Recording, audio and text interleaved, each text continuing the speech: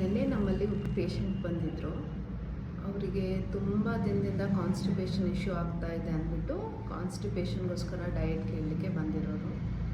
ಹಾಗೆ ಅವ್ರ life style investigate ಮಾಡ್ತಾ ಹೋದಾಗ ಏನಾಯಿತು ಅಂದರೆ ಅವರಿಗೆ 6 ಮಂತ್ಸ್ ಹಿಂದೆ ಇನ್ನು ತುಂಬ ಮಂಡಿ ನೋವು, ಕಾಲು ನೋವು ಹಾಗಂತ ಹೇಳಿಬಿಟ್ಟು ತುಂಬ ಯಂಗ್ ಏಜ್ ಹುಡುಗಿಗೆ ಯಂಗ್ ಏಜಲ್ಲೇ ಕಾಲು ನೋವೆಲ್ಲ ಬರ್ತಿದೆಯಲ್ಲ ಅಂತ ತಾವಾಗಲೇ ಬ್ಲಡ್ ಟೆಸ್ಟ್ ಮಾಡಿಸಿ ವೈಟಮಿನ್ ಡಿ ಕಡಿಮೆ ಬಂದಿದೆ ಅಂದ್ಬಿಟ್ಟು ವೀಕ್ಲಿ 1 ವೈಟಮಿನ್ ಡಿ ಸಪ್ಲಿಮೆಂಟ್ ಅಂತೆ 6 ತಿಂಗಳು ಸಪ್ಲಿಮೆಂಟೇಷನ್ ಮಾಡ್ಕೊಂಡಿದ್ದಾರೆ. ನೋಡಿ, ವೈಟಮಿನ್ ಡಿ ಕಡಿಮೆ ಇದೆ, ಅದಕ್ಕೆ ಸಪ್ಲಿಮೆಂಟೇಷನ್ ಬೇಕು ಅಂತಿಲ್ಲ. ನಾವು ನಮ್ಮ ಲೈಫ್ ಸ್ಟೈಲ್ ಸರಿ ಮಾಡಿಕೊಂಡು ಅದನ್ನು ಅಚೀವ್ ಮಾಡ್ಕೋಬೋದು. ಒಂದು. ಎರಡನೇದೇನು ಅಂದರೆ vitamin D fat soluble vitamin. Fat soluble vitamin ಅಂದರೆ ನಮ್ಮ ಬಾಡಿಯಲ್ಲಿ ಸ್ಟೋರ್ ಮಾಡ್ಕೋಬೋದು. ಸೊ ಲಾಂಗ್ ಟರ್ಮ್ ಸಪ್ಲಿಮೆಂಟೇಷನ್ ಮಾಡೋದ್ರಿಂದ ಅದರಿಂದ ನಮಗೆ ಟಾಕ್ಸಿಸಿಟಿ ಆಗೋ ಚಾನ್ಸಸ್ ಇರುತ್ತೆ. ಸೊ ಜಾಸ್ತಿ ವೈಟಮಿನ್ ಡಿ ನಮ್ಮ ಬಾಡಿಯಲ್ಲಿ ಡೆಪಾಸಿಟ್ ಆದಾಗ ನಮಗೆ ವಾಮಿಟಿಂಗ್ ಸೆನ್ಸೇಷನ್ ಆಯಿತು ಅಥವಾ ಮಲಬದ್ಧತೆ ಆಯಿತು. ಅದಷ್ಟೇ ಅಲ್ಲದೆ ಏನಾಗುತ್ತೆ ಅಂದರೆ ನಮ್ಮ ಕಿಡ್ನಿ ಮೇಲೆ ಸಹ ಕ್ಯಾಲ್ಶಿಯಂ ಡೆಪಾಸಿಷನ್ ಆಗ್ತಾ ಹೋಗುತ್ತೆ. ಅದರಿಂದ ಕಿಡ್ನಿ ತೊಂದರೆ ಸಹ ಆಗೋ ರಿಸ್ಕ್ ಇರುತ್ತೆ. ಓಕೆ, ಸೊ ಹಾಗಾಗಿಬಿಟ್ಟು ವೈಟಮಿನ್ ಡಿ ಆಯಿತು, ಕ್ಯಾಲ್ಶಿಯಂ ಆಯಿತು, ಯಾವುದೇ ಒಂದು ಸಪ್ಲಿಮೆಂಟ್ನ ವಿತೌಟ್ ಡಾಕ್ಟರ್ಸ್ ಪ್ರಿಸ್ಕ್ರಿಪ್ಷನ್ ತೊಗೋಬೇಡಿ. ಒಂದು.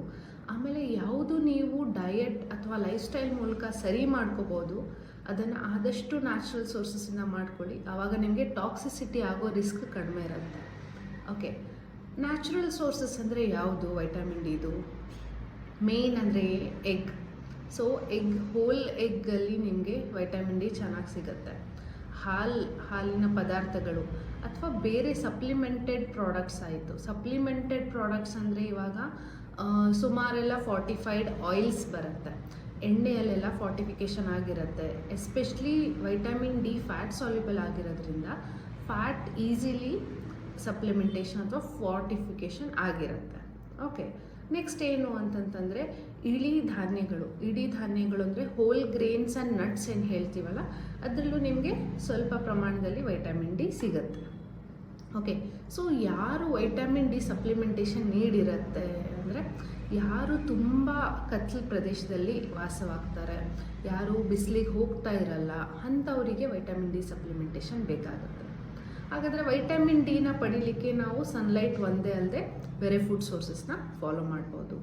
ಈ ವಿಡಿಯೋನ ಯಾರು ತುಂಬ ಬ್ಲೈಂಡ್ಲಿ ಸಪ್ಲಿಮೆಂಟೇಷನ್ ತುಂಬ ದಿನದಿಂದ ಯೂಸ್ ಮಾಡ್ತಾರೆ ಅವರಿಗೆ ಶೇರ್ ಮಾಡಿ ಆದಷ್ಟು ಅವೇರ್ನೆಸ್ನ ಕ್ರಿಯೇಟ್ ಮಾಡೋಣ.